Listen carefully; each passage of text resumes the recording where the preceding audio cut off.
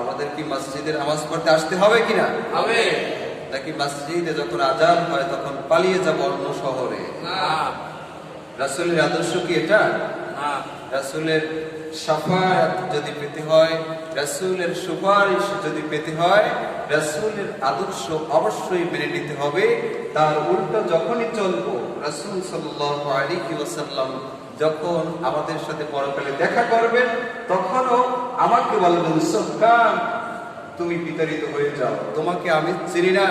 যারা নবীর উম্মত, যারা আযান শুনে মসজিদের দিকে ধাবিত হয়েছে, সুন্নাতের দিকে ধাবিত হয়েছে, কোরআনের মাজলিসের দিকে ধাবিত হয়েছে, তাদেরকে বেছে বেছে বেছে বেছে, কারণ তাদের চেহারায় নূর আসবে, তাদের চেহারায় তাদের লেবাস দেখে রাসূল চিনতে পারবেন ইনি আমার উম্মত, তখন উম্মতদেরকে শাফায়াত করবেন। ঠিক কিনা বলেন? উম্মত ছাড়া কাউকে তো তিনি শাফায়াত করবেন না। রাসূলের যারা উম্মত তাদেরকে আল্লাহ সুপারিশ করবেন, এটা না কথা। এখন উম্মত কারা? যারা রাসূলের আদর্শ মেনেছে, কোরআন অনুযায়ী চলেছে, তারাই তো একমাত্র আল্লাহর হাবিবের উম্মত। আর সেই উম্মতদেরকে আল্লাহর হাবিব সাল্লাল্লাহু আলাইহি ওয়াসাল্লাম সুপারিশ করবেন। তাই উম্মত কারা, সেই উম্মতদেরকে চিনতে হবে, বাছাই বাছাই করতে হবে যে উম্মত কারা। আমি কি উম্মত হতে পেরেছি নাকি পারি নাই? যদি আমি উম্মতের কাতারে না পড়ি আমাকে শামিল করতে হবে, আর যদি উম্মত হতে পারি তো আলহামদুলিল্লাহ আমি আমল করতেছি। রাসূলের আদর্শ হচ্ছে আমাদের জন্য সর্বোত্তম আদর্শ। আমাদের মধ্যে যদি রাসূলের আদর্শ না থাকে, হাসর মাঠে রাসূলুল্লাহ সাল্লাল্লাহু আলাইহি ওয়াসাল্লাম আমাদেরকে চিনবেন না।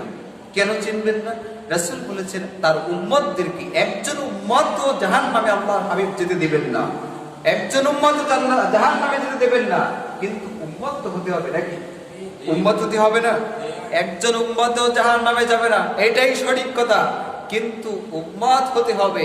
আমি যে উম্মত হতে পেরেছি কিনা, উম্মত হতে পারছি কিনা, এটা বিবেচনা করতে হবে। যদি আমি উম্মত হয়ে থাকি, আমাকে নিশ্চিত আল্লাহর হাবিব সাল্লাল্লাহু আলাইহি ওয়াসাল্লাম সুপারিশ করে আল্লাহর জান্নাতে প্রবেশ করাবেনই। যদি উম্মত না হতে পারি, দোষ কার? কোরআন দিয়েছিলেন কিনা আমাদেরকে বলেন? আমাদের কোরআন আছে? আপনারা কথা বুঝতেছেন? কথা বুঝতেছেন ভাইরা? বলেন। সবাই কথা বুঝতেছেন? আমাদের কোরআন আছে কিনা বলেন? কোরআনের মধ্যে সবকিছু সমাধান আছে। জান্নাত জাহান্নাম সম্পর্কে বোঝানো আছে। কোন কাজ করলে শাস্তি হবে বোঝানো আছে। কোন কাজ করলে প্রতিদান দেওয়া হবে, জান্নাত দেওয়া হবে, এসব বলা আছে। থাকার পরেও যদি আমি এই কাজটি না করি যে এই কাজটিতে নেক আছে, আবার এই কাজটা করি যেটার মধ্যে গুনাহ আছে, তখন যদি আমি বিপদে পড়ি, সেই বিপদে তখন রাসূল কি করবেন বলেন? তিনি তো জীবন দিয়ে চেষ্টা করেছেন, আপ্রাণ চেষ্টা করেছেন এই উম্মতদেরকে বোঝানোর জন্য, উম্মতদেরকে জাহান্নাম থেকে বাঁচানোর জন্য তিনি অনেক চেষ্টা করেছেন। তারপরে সাহাবায়ে কেরাম, পরবর্তী জমানার লোক আস্তে আস্তে আস্তে আস্তে বুজুর্গান, এখনো ওলামায়ে কেরাম আমাদেরকে বোঝাচ্ছেন, কোরআন বোঝাচ্ছেন এখনো। আমরা যদি না বুঝি, আমরা যদি রাসূলের উম্মত না হয়ে কবরে চলে যাই, তখন কি আল্লাহর হাবিব কি করবেন বলেন? তিনি তো সবকিছু বুঝিয়ে দিয়েছেন, আমাদেরকে সবকিছু বুঝিয়ে দিয়েছেন খোলামেলা। জান্নাত জাহান্নাম সম্পর্কে বুঝিয়েছেন, গুনাহ কোনটা, নেক কোনটা, তিনি সব বুঝিয়েছেন। বিপদ কোন রাস্তায়, কোন রাস্তায় গেলে সুখ আছে, সব বুঝালেন। এখন যদি আমি না বুঝি, আমি যদি বুঝেও না বুঝি, এটা কার দোষ? একটা প্রশ্নের উত্তর দেন। নামাজ পড়লে জাহান্নামে যায় নাকি জান্নাতে যায়? জান্নাতে। নামাজ এটা কি, আমলটা কি জান্নাতে নাকি জাহান্নামে? জান্নাতে। সবাই বলেন। জান্নাতে। জান্নাতে নাকি জাহান্নামে? জান্নাতে। জান্নাতে যাইতে হলে নামাজ পড়তে হবে কিনা? হবে। সকলের পড়তে হবে। হবে। এরপরে সত্য কথা বললে এটা কি জান্নাতের পথ নাকি জাহান্নামের পথ? জান্নাতের পথ। এখন জান্নাতে যেতে হলে সত্য কথা কি প্রতিনিয়ত চালু রাখতে হবে নাকি বর্জন করতে হবে? বলতে হবে। সত্য কথা বলতে হবে না? জি। মানুষকে ধোঁকা দেওয়া এটা কি জাহান্নামের কাজ, জাহান্নামীদের কাজ নাকি জান্নাতীদের কাজ? জাহান্নামের কাজ। এখন আমি যদি জান্নাতে যেতে চাই, আমার ইচ্ছা কি, কোথায় যাব আমি? জান্নাতে। মানুষকে কি ধোঁকা দেব নাকি ধোঁকাবাজি ছেড়ে দেব? ধোঁকাবাজি ছেড়ে দেব। এটা স্পষ্ট বিষয় না? নামাজ ছেড়ে দিলে কোন দিকে? বাম পথে, বাম দিকে। কোন দিকে? বাম দিকে। আর যদি নামাজের দিকে যাই, ডান দিকে। এখন আমি যদি ইচ্ছাকৃত আজান হইল আমি বামে চললাম, এখন আমি কোথায় যাচ্ছি বলেন? জাহান্নামে যাইতেছি। এই আজান হয়েছে, আপনাকে ডাকছে নামাজের জন্য, আল্লাহ আপনাকে ডাকছে, নামাজ চলতেছে, নামাজের জামাত চলতেছে, আপনি যাচ্ছেন আরেক দিকে যাচ্ছেন। এখন কোথায় যাচ্ছেন? ওদিকে কোথায়? ওদিকে শেষ ফল কোথায়? জান্নাত। আমি যাইতে চাই আমি জান্নাতে। একটু বোকামি না? আমি যাইতে চাই কোথায়? জান্নাতে। আজান দিল, আমি যাচ্ছি জাহান্নামের পথে। আমি ঢাকা যাব, কোথায় যাব? ঢাকা।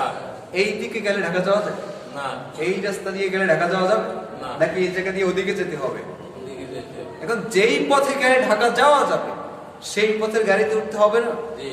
হেঁটে হেঁটে গেলেও সেই পথ ধরে হাঁটতে হবে না? জি। যেই পথে গেলে কখনোই ঢাকা যাওয়া সম্ভব না, সেই পথে আমরা ঢাকা খুঁজতেছি, সেই পথে গিয়ে আমি ঢাকা খুঁজতেছি। এটা বড়ই বোকামি। যেই পথে ঢাকা নাই, যেই পথে গেলে ঢাকা পাওয়া যাবে না পশ্চিমকালেও, সেই পথে আমি ঢাকা খুঁজতেছি। জান্নাতে যাওয়ার জন্য যেই পথ, সেই পথে আমি তো যাচ্ছি না, আমি জান্নাত খুঁজতেছি, জান্নাতের আশা করতেছি।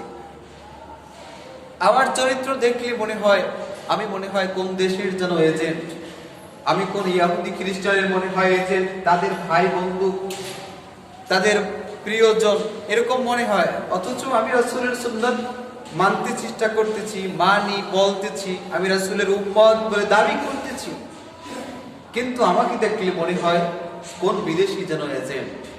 ঠিক কিনা বলেন? ঠিক। আপনারা কি রাগ করছেন? না। পিছনের ভাইরা রাগ করছেন? রাগ করেন নাই কেউ? আমার কথায় সবাই সাড়া দিয়ে, তাহলে মনে করবো রাগ করেন নাই। একটু কথা বলতে হবে।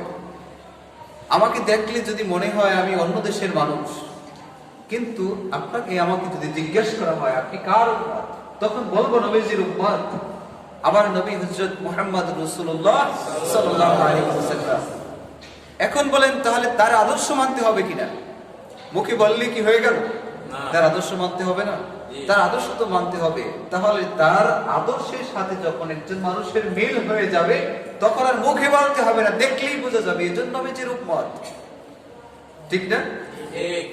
আমার সাথে যদি মিলে অন্য কোনো কওমদের সাথে, অন্য কোনো জাতির সাথে যদি আমার মিল হয়ে যায়, আমার পোশাক পরিচ্ছদ, আমার কথাবার্তা, আমার চালন চলন, আমার যদি সবকিছুতে যদি একজন ইহুদি খ্রিস্টানের ভাব প্রকাশ পায়, আমি কিভাবে রাসূলের উম্মত বলে দাবি করবো? আর কিভাবে আমি জান্নাত চাই, আমি জান্নাত কামনা কিভাবে করি?